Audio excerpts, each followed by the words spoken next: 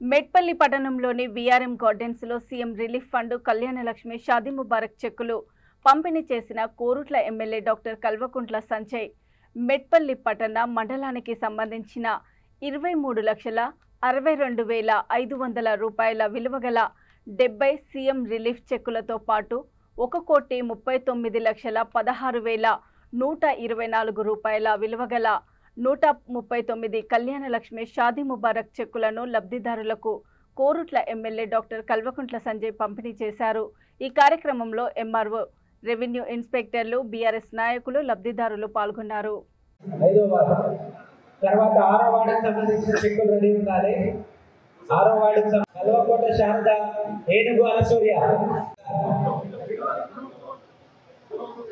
తీసుకున్న అందరూ రండి। బండలింగాపూర్ గ్రామం సత్యకపల్లి కూడా రండి। బండలింగాపూర్ అది బండలింగాపూర్ పి రాజు, తర్వాత ఏ బంకన్న మేడిపల్లి, ఏ బంకన్న ఉంటుంది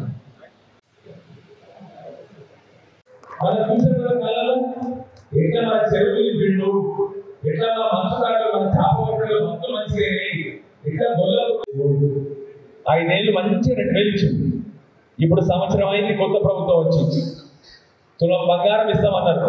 ఎవరికైనా నచ్చిందా మీకు నాకు తెలియక మరి అదే దయచేసి ఎవరు కూడా బయటపడతాను।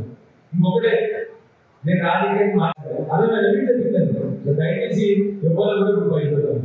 ఇంకొకటే నేను రాజకీయం చంద్రశేఖరరావు గారికి, మా మున్సిపల్ కౌన్సిలర్లందరికీ,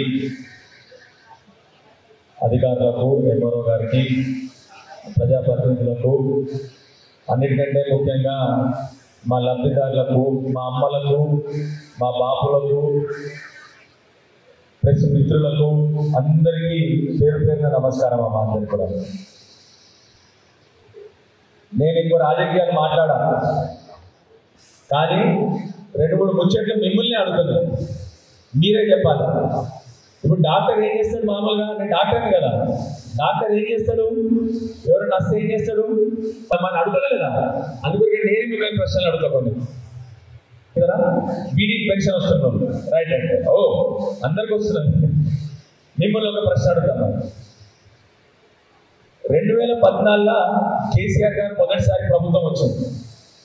అంతకు ముందు అంటే 2014 కంటే ముందు మన బీడీ కార్మికులకు ఎవరన్నా పెన్షన్ ఇచ్చిన రూపాయన్నా వినబట్టలేదు, నాకు ఇయ్యలేదు। Very good. 2014లో కేసీఆర్ రాగానే ఫస్ట్ ఎన్ని రూపాయలు ఇచ్చిండు? 1000।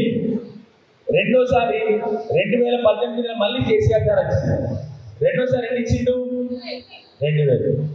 అమ్మో శారద చెప్తుంది। ఇప్పుడు సంవత్సరం అయింది, వేరే ప్రభుత్వం వచ్చింది, 11 నెలలు కరెక్ట్